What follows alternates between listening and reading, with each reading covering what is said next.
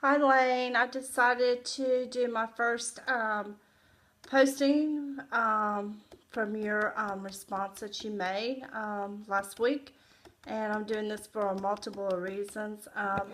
The first one, which has nothing to do with our reading, but I thought um, I just wanted to express I understand your concerns over the video. I definitely have problems posting it into Blackboard too, so I'm hoping this goes smoothly this time, but we'll just wait and see.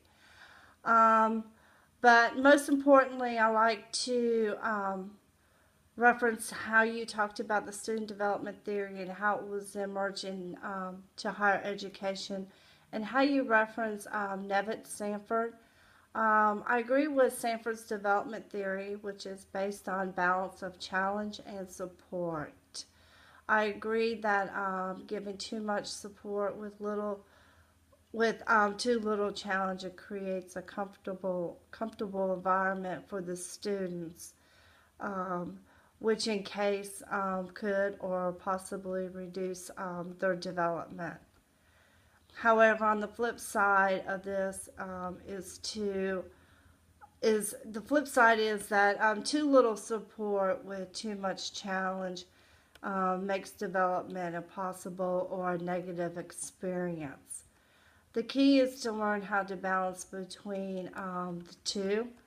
And when I go back and I think about that and try to reflect back to that, what I learned was, for example, with me in my position is when we have new students, either they're freshmen or transfer, and they don't have to be new students, but they're not familiar with our websites and they have questions about the various programs that are offered at UNCW. And they don't really have to be about the programs. It could be about their majors or how do I change my degree. And probably the number one is the degree audit. How do I check my degree audit? Usually I find myself just sitting down and I'll search the web and get their 85 number and answer their questions, and that'll be the end of that. But I found out that once students find out that I stop what I'm doing to answer their questions, they're the ones that continually come back to get that quick answer or that quick fix. So I'm really not challenging them. I'm just giving them the information and they're going on their way. Well, what I've been trying to do is now when they come into the office and I say, here, we got an extra computer over here, let's go over here and try to go over these steps. You log in, we'll see what the problem is and how you can find this information on your own.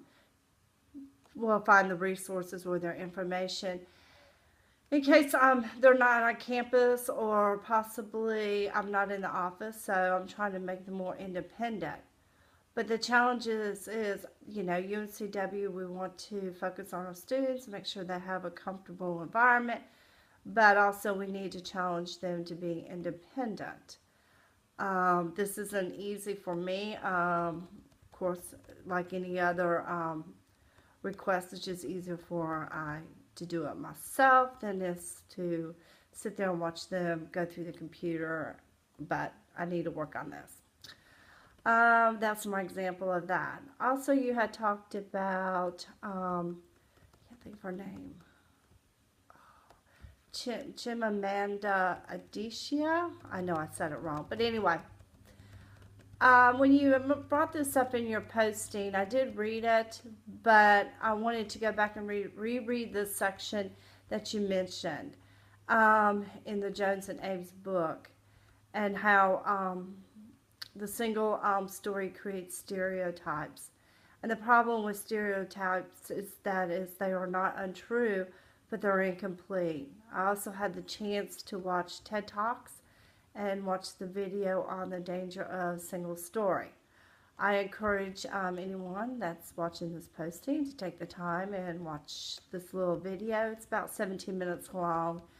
And it's a great video, and it talks about stereotypes and how it can affect not just students, but in higher education.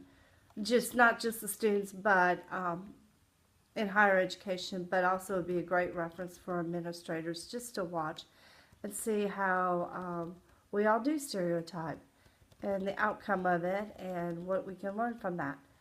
I don't know how many minutes this has been, so what I'm going to do is I'm going to sign off now and post it. Thank you.